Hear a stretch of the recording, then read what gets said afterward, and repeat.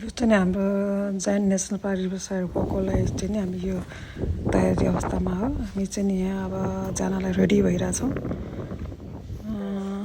सबैजना रेडी भइसक्यौँ।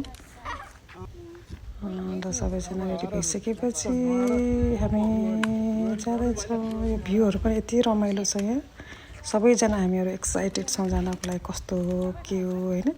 अहिलेसम्म गएको छैन नि त, यो चाहिँ हाम्रो फर्स्ट टाइम भएर we all are excited to go there giant national park riverside walking. अनि हामी सबैजनासँग चाहिँ नि एउटा लट्ठी पनि लानुपर्ने रहेछ त्यहाँ होइन। यो अलिक गाह्रो भएको हुन्छ त्यहाँ। र अहिले चाहिँ हामी सटलमा चढ्यौँ त्यहाँ जानको लागि। अनि त्यहाँ गइसकेपछि चाहिँ अलिकति हिँड्नु पनि पर्दो रहेछ। मैले के भन्ठानेको थिएँ भन्दा त्यहाँ जाने बित्तिकै रिभरसाइड वक होला भन्ठानेको थिएँ। तर त्यहाँ चाहिँ नि अलिकति वकिङ गरिसकेपछि अझ वक गर्दा गर्दा हेर्नु त्यहाँ कस्तो ठुल्ठुलो पहाडहरू छ, कति रमाइलो देखियो दृश्य होइन। अनि एकदम रमाइलो रहेछ त्यहाँ। ल अझै हिँड्दैछौँ।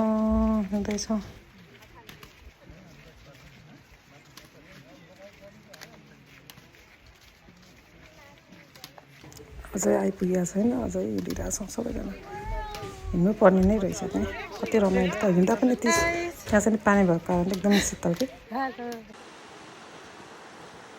बल्ल बाहिरको दृश्यहरू देखियो। कस्तो राम्रो खोलाहरू त्यहाँ, खोला के सिनेरीहरू होइन। अझै हिँडिरहेछौँ,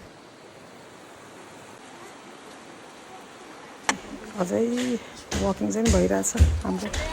बल्ल आइपुग्यो र हामी चाहिँ नि लट्ठी टेकेर वक गरिरहेछौँ।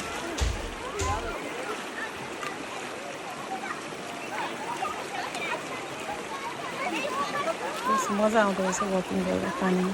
तर लट्ठी भएको कारणले गर्दा चाहिँ त्यति गाह्रो चाहिँ हुँदो रहेछ।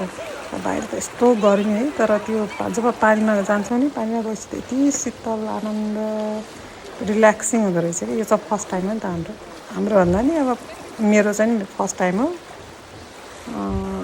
बच्चाहरूको नि फर्स्ट टाइमै होला। चाहिँ एउटा झर्ना रहेछ कि त्यो यस्तो माथि त्यो फल आनन्द लाग्यो त्यो फल हेर्दाखेरि त। शीतल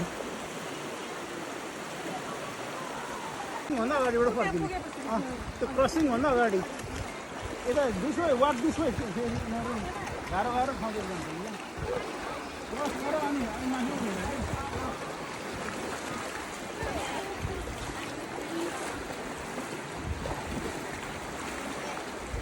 यहाँ चाहिँ नि यस्तो ढुङ्गा हुँदो रहेछ कि। हिँड्दा चाहिँ केयरफुल नै हिँड्नु पर्दो रहेछ होइन। त्यो ढुङ्गा चाहिँ अलिक चिप्लो भएको कारणले गर्दा चाहिँ यो ढुङ्गामा टेक्दा चिप्लिन सक्ने अवस्था चाहिँ हुन्छ। हिँड्दाखेरि चाहिँ एकदमै केयरफुल भएर चाहिँ हिँड्नुपर्छ। फाइनली अब हाम्रो यो रिभर वक पनि सिद्धियो र हामी सटलमा चढेर चाहिँ सबैजना सिधिसकेपछि क्याम्प गर्न आइपुगेपछि क्लास गऱ्यौँ र बच्चाहरू पनि यहाँ खेल्न थाले। आजको दिन हाम्रो कम्प्लिट